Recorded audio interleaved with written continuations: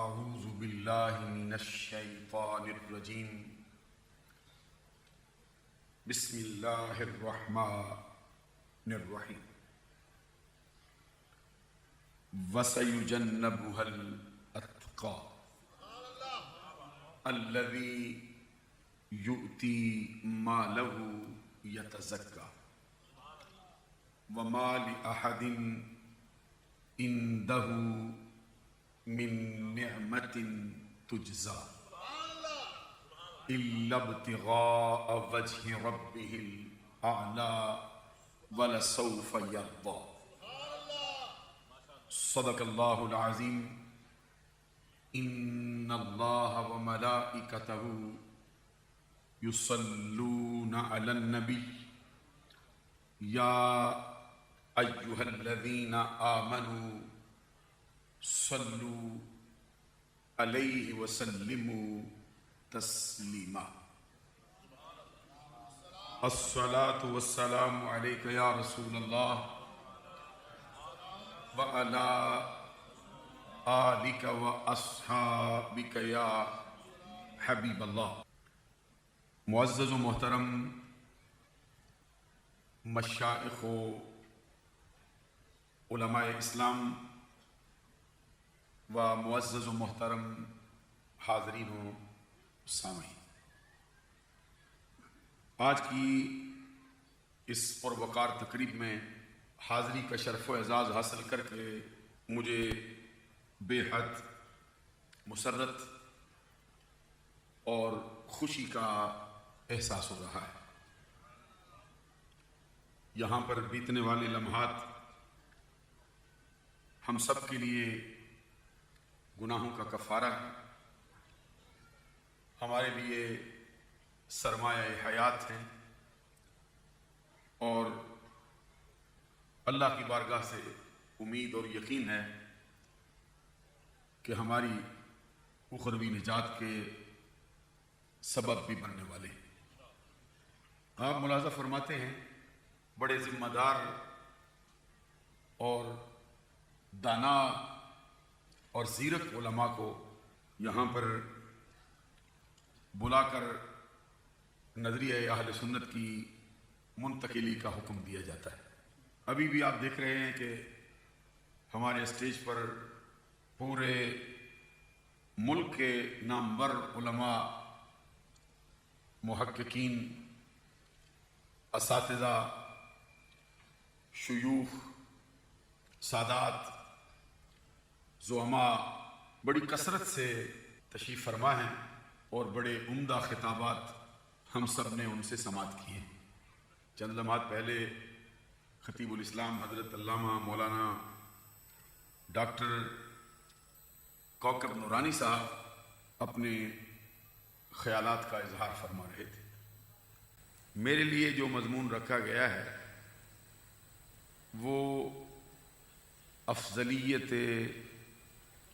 صدیق اکبر رضی اللہ تعالی عنہ ہے۔ میں نے قرآن مجید کی ایک مشہور و معروف سورہ مبارکہ سے اس کی آخری چند آیات پڑھی ہیں، جس کے بارے میں اہل سنت کے مفسرین کرام کا اجماع ہے کہ یہ آیات خاص طور پر حضور صدیق اکبر رضی اللہ تعالیٰ عنہ کی شان میں نازل ہوئی۔ فرمایا ہے کہ وَسَيُجَنَّبُهَا الْأَتْقَى، وَسَيُجَنَّبُهَا الْأَتْقَى، دوزخ کی آگ سے بہت دور رکھا جائے گا وہ شخص جو اتقا ہے، سب سے بڑا پرہیزگار ہے۔ الذی یوتی مالہ یتزکا، وہ سب سے بڑا پرہیزگار، اس کی خصلت یہ ہے کہ وہ اپنا مال خرچ کرتا ہے، اس لیے خرچ کرتا ہے تاکہ وہ ستھرا ہو۔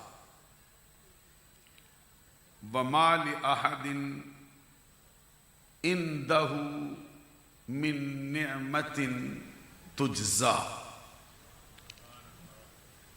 اس پر کسی ایک شخص کا بھی احسان نہیں ہے۔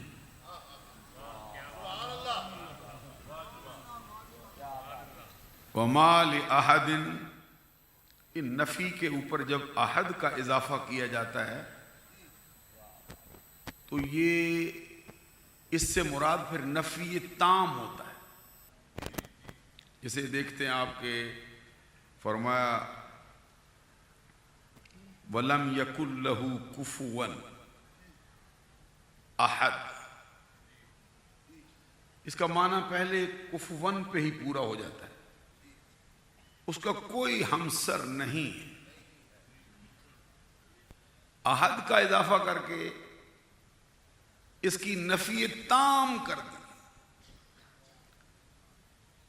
کہیں کسی ایک کو بھی یہ مرتبہ نہیں مل سکتا کہ اس کا ہمسر ہو جائے۔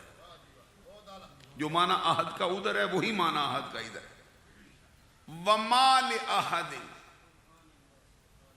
کسی ایک کا بھی اس پر کوئی احسان نہیں۔ کبھی آپ اس پر سبحان اللہ کہہ دیتے تو یہ بہت بڑا۔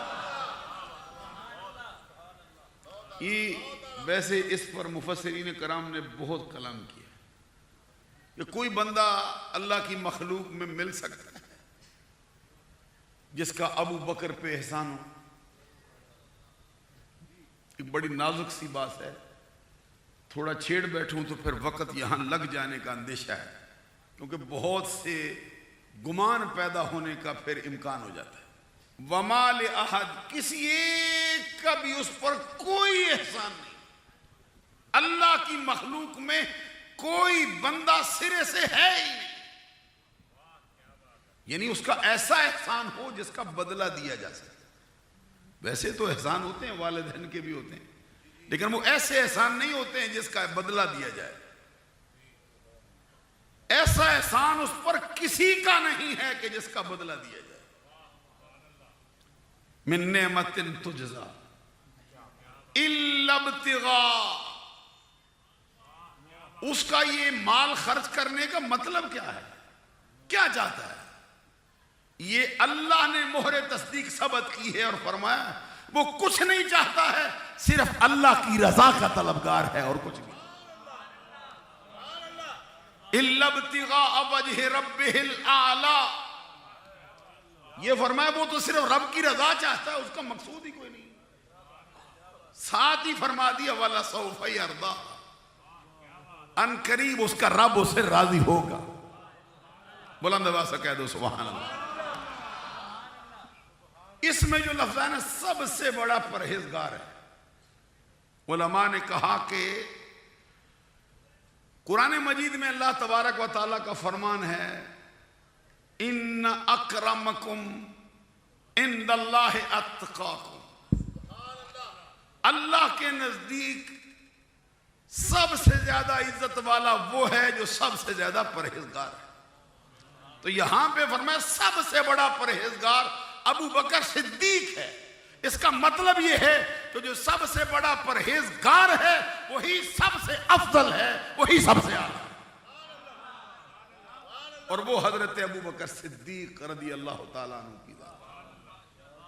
نظریہ اہل سنت میں کسی کے افضل ہونے کے لیے کیا نظریہ پایا جاتا ہے اور اہل سنت اس کو کیا کہتے ہیں؟ ابتداً اہل سنت و جماعت کا اس بات پر اجماع ہے کہ مرسلین ملائکہ و رسول انبیاء بشر کے بعد حضرات خلفاء اربعہ رضوان اللہ تعالی علیہم اجمعین اللہ کی ساری مخلوق میں افضل ہیں اور اعلیٰ ہیں۔ تمام عالم میں، تمام عالم اولین و آخرین میں، یہاں تک کہ آسمانوں میں اور زمینوں میں، زمانہ آدم سے لے کر قیامت تک کوئی ایک فرد بھی ان کا ہم پلہ نہیں۔ عزت میں، کرامت میں، وجاہت میں، مقبولیت میں، قرب میں، ولایت میں، اللہ کے قرب کے جتنے مقامات ہیں ان میں سے نبیوں اور رسولوں کے بعد کوئی ایک شخص بھی ان کا ہم پلہ ہے. اور یہ فیصلہ ان الفضل بید اللہ یؤتیہ من یشاء، فضل اللہ کے قبضے میں ہے، جس کو چاہتا ہے عطا فرما دیتا. واللہ یختص برحمتہ من یشاء، اللہ تبارک و تعالی اپنی رحمت کے لیے جس کو چاہتا ہے خاص فرما دیتا. پھر اس میں اہل سنت کے نظریے میں باہم ترتیب یوں ہے، ان سب میں جو افضل ہیں پروانہ چراغ مصطفی، یار غار مصطفیٰ، یار مزار مصطفیٰ، مزاد شناسہ نبوت، منبع جود و سخا، مرکز مہر و وفا، پیکر صدق و صفا، محور تسلیم الرضا، حضرت ابو بکر صدیق رضی اللہ. اس کے بعد جس کا مرتبہ ہے مرید و مراد رسول، طالب و مطلوب رسول، محب و محبوب رسول، شوکت اسلام، زینت اسلام، وہ جس کو سرکار نے اپنے رب سے مانگ کے لیا ہے حضرت عمر بن خطاب فاروق اعظم رضی اللہ. اس کے بعد جس کا مرتبہ ہے پیکر شرم و حیا، آئینہ جمال مصطفیٰ، حضرت عثمان غنی ذو النورین رضی اللہ تعالیٰ عنہ. اس کے بعد جس کا مرتبہ ہے وہ حسن و حسین کا بابا، فاطمہ کے سر کا تاج، تاجدار حلتا، مراد کل کفا، سخاوت کا سمندر، شجاعت کا غضنفر، باب مدینۃ العلم، امت کا استاد، امت کے نبی کا داماد، ہم راد مصطفیٰ، دمساد مصطفیٰ، مولا علی مشکل کشا شیر خدا رضی اللہ تعالیٰ عنہ. یہ ان کی باہم ترتیب ہے. سب سے پہلا نمبر صدیق اکبر کا، دوسرا نمبر فاروق اعظم کا، تیسرا نمبر عثمان غنی کا، اور چوتھا نمبر حیدر کرہ. سب کہہ دو سبحان اللہ. اس پر قرآن مجید کی آیات، حضور نبی اکرم صلی اللہ علیہ وسلم کی احادیث صحیحہ، اور سب سے بڑھ کر بات یہ ہے حضرت علی شیر خدا رضی اللہ تعالیٰ عنہ کے کثیر تعداد میں فرمودات عالیہ موجود ہیں کہ اس امت میں سب سے پہلا نمبر ابو بکر صدیق. آئیے میں سب سے پہلے یہ مسئلہ حضور مولا علی شیر خدا رضی اللہ تعالیٰ عنہ سے پوچھ لیتا ہوں اور آپ کے سامنے رکھتا ہوں حضرت علی کیا کہتے ہیں. یہ اہل اسلام کی مشہور و معروف کتاب، جس کو بعد نے کہا کہ اصح الکتب بعد کتاب اللہ، امام بخاری رحمت اللہ تعالی علیہ کی صحیح، جلد اس کی پہلی، صفحہ نمبر اس کا 518. سوال کرنے والا حضرت علی شیر خدا کا اپنا بیٹا ہے، جواب دینے والے خود حضرت علی شیر خدا. حضرت علی شیر خدا رضی اللہ تعالیٰ عنہ کے لخت جگر، نور نظر، حضرت محمد بن حنفیہ، حضرت امام حسن کے بھائی، حضرت امام حسین کے بھائی، وہ جن پر زکوٰۃ بھی حرام، صدقات واجبات بھی حرام، اور اہل بیت کا فرق، جس کی رگوں میں حضرت علی شیر خدا کا خون دوڑتا ہے. حضرت محمد بن حنفیہ کہتے میں نے اپنے باپ حضرت علی شیر خدا رضی اللہ تعالی عنہ سے پوچھا اس بات کے بارے میں کہ امت محمدیہ میں سب سے افضل کون ہے. یہ کتاب کا صفحہ نمبر 518. سوال ہے حضرت محمد بن حنفیہ کا، کہتے ہیں ان محمد بن الحنفیہ قال قلت لأبی ای الناس خیر بعد النبی صلی اللہ علیہ وسلم. میں نے اپنے ابا جان سے پوچھا اس رات سے پردہ اٹھاؤ، امت محمدیہ میں آقا کونین صلی اللہ علیہ وسلم کے بعد سب سے بڑا مرتبہ کس کا ہے؟ سب سے افضل کون ہے؟ سب سے بہتر کون ہے؟ سب سے اخیر کون؟ کہتے میں نے بھی سوال کیا تھا، میرے باپ نے اپنے ہونٹوں کو جنبش دے دی، انتظار بھی نہیں کیا، سوچا بھی نہیں، جواب میں کیا کہتے؟ قال ابو بکر، میرے بیٹے جو سوال تو پوچھنے آیا ہے کہ اس امت میں سرکار کے بعد سب سے افضل کون ہے، اس کا جواب یہ ہے کہ یہ مرتبہ ابو بکر صدیق کے حصے میں آ چکا ہے، کس اور کو نہیں۔ کہتے میں نے پوچھا سما من، حضرت ابو بکر صدیق کے بعد پھر یہ مرتبہ کس کا ہے؟ کہتے ہیں میرے والد محترم حضرت علی نے جواب میں فرمایا قال عمر، پہلا نمبر ابو بکر صدیق کا ہے، دوسرا نمبر حضرت عمر بن خطاب۔ کہتے ہیں پھر میں تھوڑا سا ڈر گیا، کیونکہ ترتیب میں کچھ باتیں اور رہتی تھی۔ حدیث کے الفاظ ہیں، کہتے ہیں خشیت ان یقول عثمان، محمد بن حنفیہ کہتے ہیں مجھے خدشہ پیدا ہو گیا کہ یہ جو میں ثم من پوچھ رہا ہوں، پھر کون پھر کون، اب میں نے پوچھ لیا نا کہ ثم من پھر کون، تو میرا بابا عثمان کا نام لے گا۔ یہ اہل بیت کے گھر سے بتا رہا، یہ اہل بیت کا گھرانہ بتاتا ہے، ایک طرف باپ ہے ایک طرف بیٹا ہے، بیٹا سوال کرتا پہلا نمبر کہتے ابو بکر، دوسرا نمبر کہتے عمر بن خطاب۔ اب بیٹا کہتا ہے مجھے ڈر پیدا ہو گیا، اب میں نے پوچھا نا تیسرا نمبر کس کا ہے، تو میرا بابا عثمان کا نام لے گا۔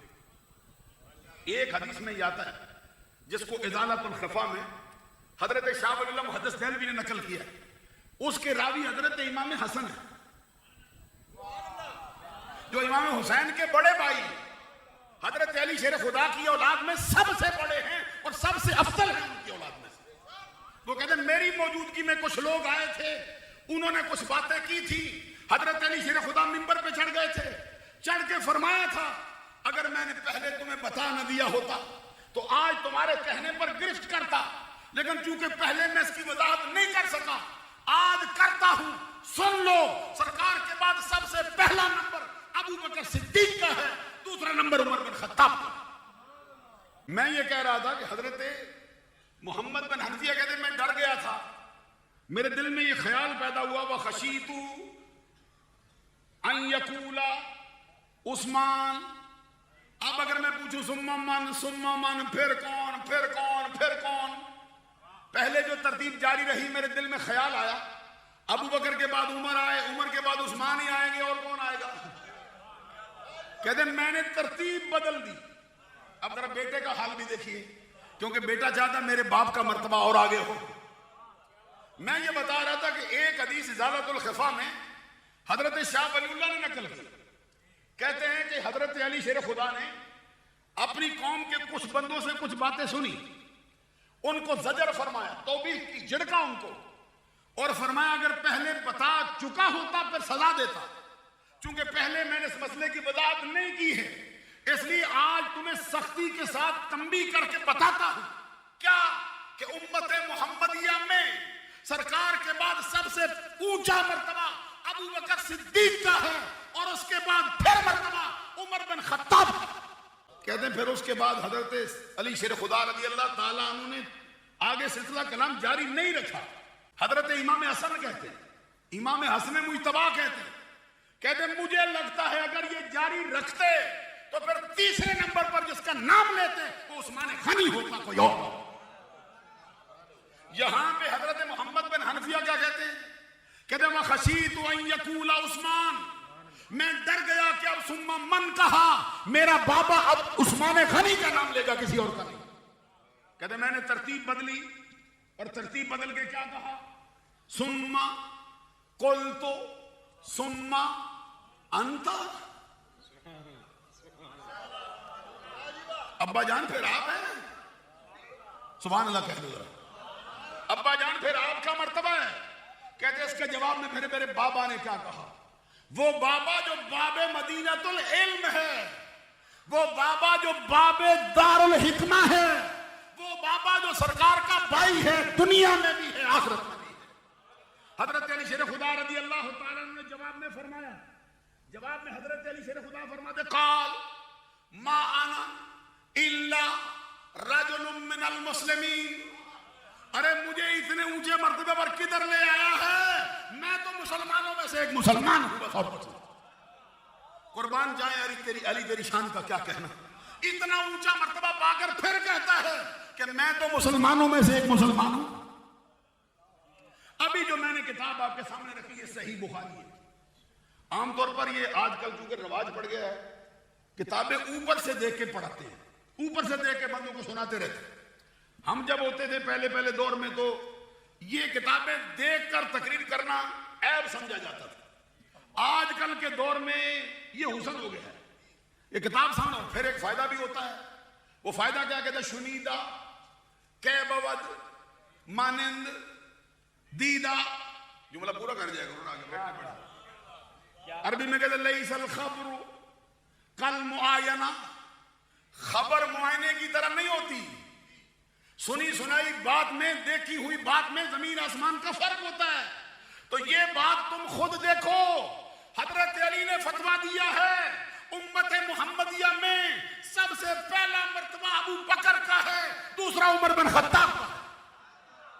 ہمارا سوال یہ ہے کہ علی کو مانتے ہو، علی کی محبت کا دعویٰ کرتے ہو، علی کا فتویٰ کیوں نہیں مانتے، علی کا فیصلہ کرتے؟ مبارک ہو اہل سنت کو کہ وہ علی کو بھی مانتے ہیں، علی کا فتویٰ بھی مانتے ہیں، علی کی ہر ادا کو سلام کرتے ہیں، علی کی ہر معاملے کے ساتھ محبت کیا کرتے ہیں۔ سنی ہو اہل بیت کا محب نہ ہو نہیں سکتا، اہل بیت کی محبت ہو سنی نہ ہو نہیں۔ یہ صرف اہل سنت کے حصے میں آئی ہے، کسی اور کے حصے میں نہیں۔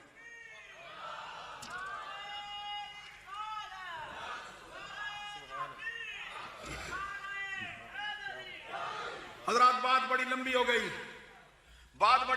گئی، میں آپ سے عرض کرنے لگا تھا صدیق اکبر کا کے مرتبے کا بیان کرنے والے علی سے سیکھ کے آئے۔ سبحان اللہ کہہ دو ایک مرتبہ۔ حضرت علی نے سکھایا ہے، علی کے آقا نے سکھایا ہے، اس امت میں سب سے افضل ابو بکر صدیق۔ علی کے گھر کا ایک بچہ بتا دو، ائمہ اہل بیت میں سے ایک فرد بتا دو جس نے کہا ہو یہ نظریہ سنت والوں کا نہیں، یہ سنیوں کو مرتبہ حاصل ہے، اہل بیت سے بھی محبت کرتے ہیں، صحابہ سے بھی۔ شاہ صاحب ذرا غور فرمائیے، علامہ صاحب غور فرمائیے، حضرات توجہ فرمائیے کیا کہتے ہیں۔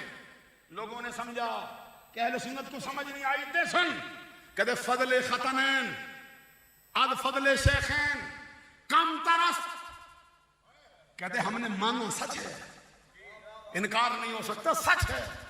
ختنین دونوں دامادوں کی فضیلت دونوں شیخین سے صدیق اکبر فاروق اعظم سے کم ہے، لیکن کم وہ نہیں جو تو سمجھتا ہے۔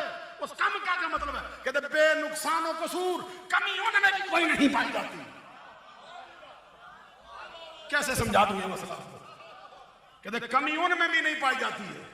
یہ نظریہ اہل سنت ہے، یہ ہم کو علی نے دیا اور علی نے مصطفیٰ سے دیا۔ سبحان اللہ کہہ دے بلند آواز سے، یہ ہم کو علی نے دیا ہے اور علی نے مصطفیٰ سے دیا ہوا ہے اور پڑھا۔ اہل سنت کا ہے بیڑا پار کہ اصحاب حضور نجم ہے اور ناؤ ہے اطرت رسول اللہ کی۔ آگے کیا جملہ کہہ گئے؟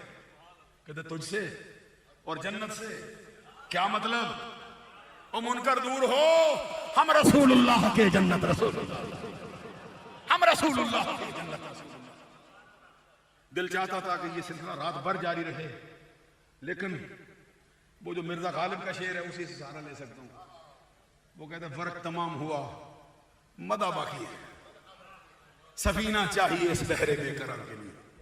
دوران گفتگو مجھ فقیر سے جتنی چھوٹی بڑی غلطیاں سرزد ہوئی ہوں، اللہ سے آپ لوگوں سے معافی کا طلبگار ہوں۔ وہی دعا کرتا ہوں جو میاں محمد بخش نے کی ہے، صدا بہار نہیں اس باغے کدی خزان آوے، ہومن فیض ہزاراں تائیں ہر پکھا پھل۔ واخر دعوانا الحمدللہ۔